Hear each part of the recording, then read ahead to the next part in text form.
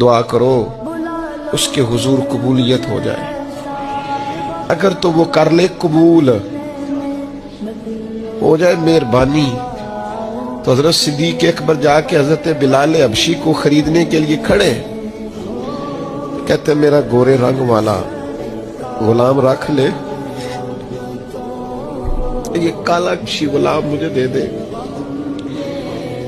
تو وہ حضرت بلال جس کے غلام تھے وہ کہنے لگا اگر میں ساتھ پیسے بھی مانگوں تو کہا جتنے تو کہے پیسے بھی دوں گا, پڑھا لکھا خوبصورت غلام بھی دوں گا, پر یہ حبشی نسل سیدنا بلال مجھے دے دے.